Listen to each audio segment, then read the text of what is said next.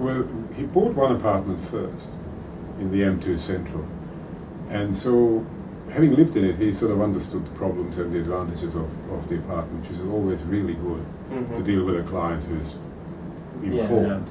And then the next apartment came up for sale, so he purchased that, and then he had the idea to combine the two apartments. So our job was really to take two apartments and turn them into one apartment that felt like it was one apartment. It's always been like that. And really to take advantage of the things that were good about the location and to try to minimize the things that were not so good about the location. It's in the old wool store at Pyrmont, so it has really beautiful high windows, but light only from one side. It's from the western side, so light is an issue, so you really have to make the best of it that you can. And I suppose the windows go across both stories in the apartment. So yes, it's a maisonette apartment, so it's a two-story apartment with a mezzanine that doesn't quite touch the outside walls, and because the windows go over the two stories, they share, both floors share light from the same windows, and the way that the apartment was when he bought the two next to each other was it was sort of peeling back so that the light actually went to both stories. Yes, really, I mean, we wanted to fundamentally expose the good features of the building, which was the old brickwork, the raw concrete, and to really get rid of everything that was false, basically. So this client, in terms of the brief, is a really well-known chef. So we decided on the allocation of space, and we decided that the living area should be open, and it should be open to the kitchen because he likes to be seen to be cooking. Well, if you're cooking in the kitchen, you still want to be able to communicate with the guests. And we turned the kitchen around so he was facing out. And getting natural light. Natural light. So, yes, the kitchen was really important. But because it was part of the living area, we wanted to minimize the appliances that you see, if you like, and also have it so flexible that you could actually cover them up with a sliding panel, so that you could actually make the kitchen look less like a kitchen than you would normally. I suppose the use of sort of quite natural materials on the floor and on the stone. So it was like sort of using recyclable or sustainable materials that really important? Sustainable materials, yes, that's right. So we always do in the office actually. Marianne is a member of the Green Council, and we're very conscious of the need to enforce standards, you know. So, and I suppose that's something that goes through every project, not just this one. So we'd use LED lights, for example, because they consume less electricity. You know, we did as much natural ventilation as possible. We opened the old vents in the building that were boxed up for many, many years to try to minimize the use of energy and so on. So. And low VOC paints and natural recycled timbers and things like that. So it's very important on all projects. Yeah, definitely. To make sure you're providing healthy living and working environments. Exactly. And strangely enough, that's the feedback we have. You know, I mean, people say, oh, it looks good in photographs and all that. But what they're saying to us after a year or so is that it's changed the way they feel about the air. It's a very strange thing, you know. They feel like the air is more airy, the apartment, and they enjoy living there, and they sleep better.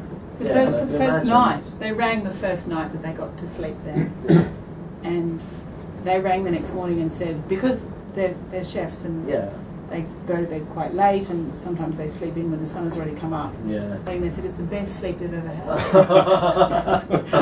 That's amazing. So that was a huge compliment.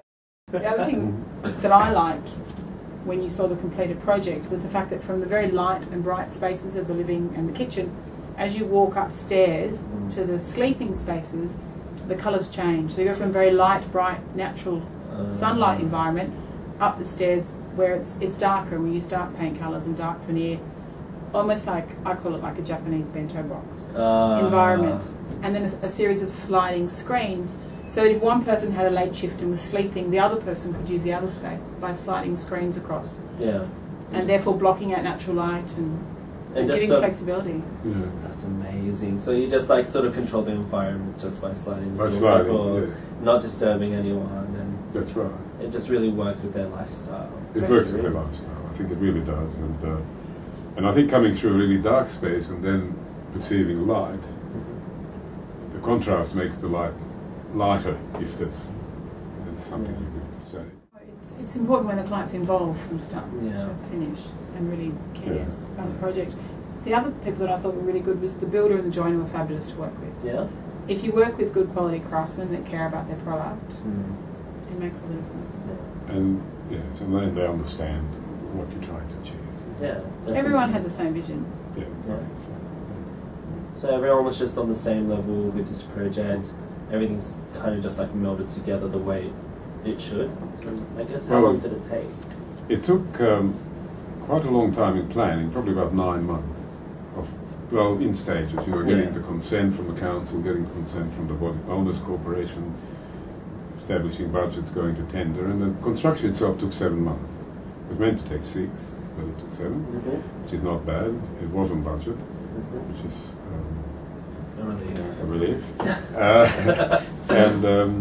Often in old buildings, things come up that you don't expect, particularly when there's so much cladding over the old structure of the building. Often when you're taking off, you reveal things that aren't supposed to be there. Asbestos. But the way we work in the office is that I or Marianne might initiate a project, but then we sort of workshop it in the office. So I will design the project possibly in the first instance, and I'll do sketches, and we'll present it to the people in the office because they're all professionals and they all have an opinion. And it's then like a design review. It's like a design review, so that you might have, we put up a plan or something, or 3Ds and so forth, and people will say, no, I think that doesn't look right, and then we discuss it and so on. So there's an involvement on every level, and so on. But the architect who worked on it, well, I initiated the project, but the architect you and Cindy worked on it together. predominantly, but I, as I said to you, I sort of spent an hour every morning reading, basically. That's because we care so much about the project. We care about the project, so that's the way it is. Yeah, definitely. I guess, like, especially seeing the space for the first time as well and seeing all that potential, you'd really want to put your all into it because, I mean, you just look at it and you're like, there's so many possibilities, you could really make this work.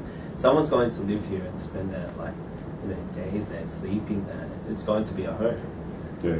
Well, that's like, any project, whether it's a small renovation, sort of, $30,000 or a $35 million project that we do, we think, well, when we walk away from a project, somebody else is living there or using the space or working there, and they're going to be there for a very long period of time. We have to make sure that we've looked at every avenue in the project and make it the best we can possibly make it from a design point of view. Don't you think? I think it's a bit unfashionable today, but we really believe in integrity and longevity in the building. Not fashion. And less fashion, more integrity, so it takes a lot of effort to find the important things. Well, because every project's different and has a different requirement and different answers to every problem. Yeah, especially like if it's function that you have to answer to, make sure that it works. You have to. Yeah. You have to. That's goes almost without saying. Yeah. It's got to work. No.